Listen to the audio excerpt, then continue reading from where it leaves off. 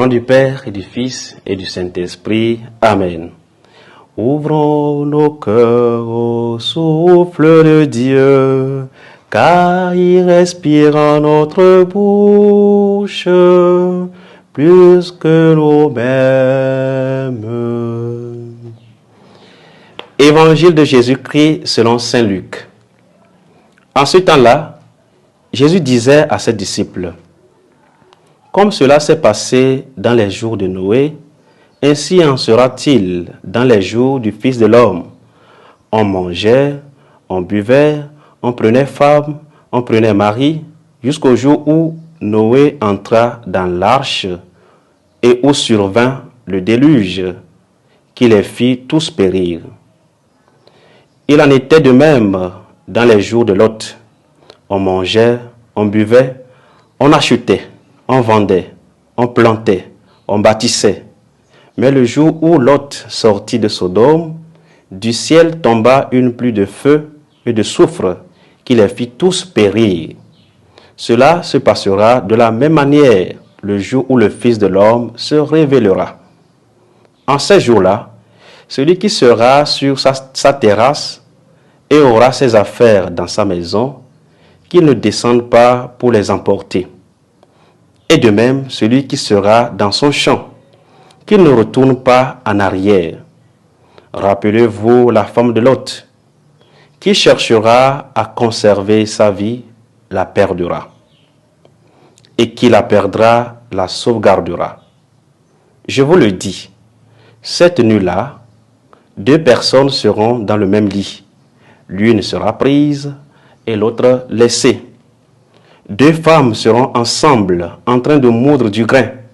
L'une sera prise, l'autre laissée.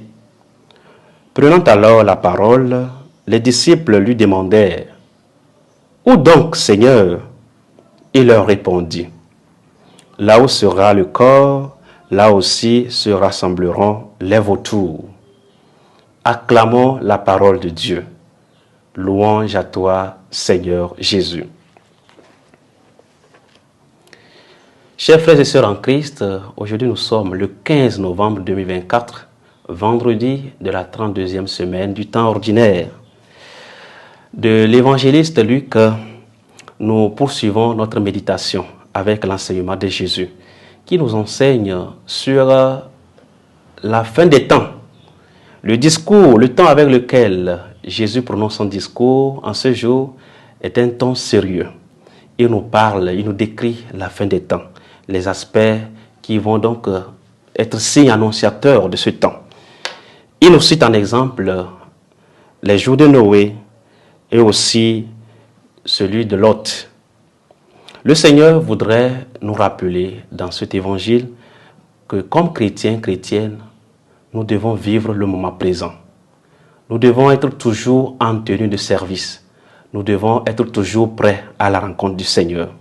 Cela me fait penser cette image lorsque, au cours de la célébration du baptême, on nous remet cette bougie-là, cette lampe qui doit rester allumée jusqu'au retour donc, de l'époux, jusqu'au retour du Christ.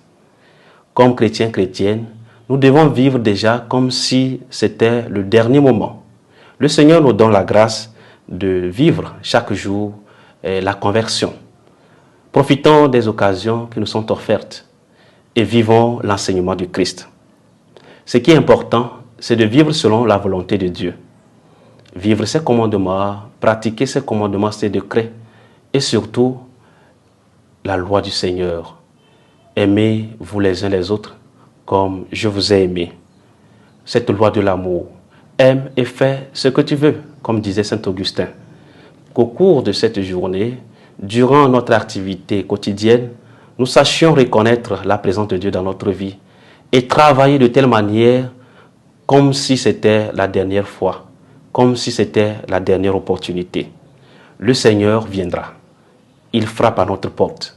Es-tu prêt? Es-tu prête? Chers frères et sœurs, que le Seigneur nous donne cette grâce-là de la conversion quotidienne, afin de nous trouver dignes en tenue de service, en vivant toujours comme des fils de Dieu, comme des fils des Lumières, au nom du Père et du Fils et du Saint-Esprit. Amen.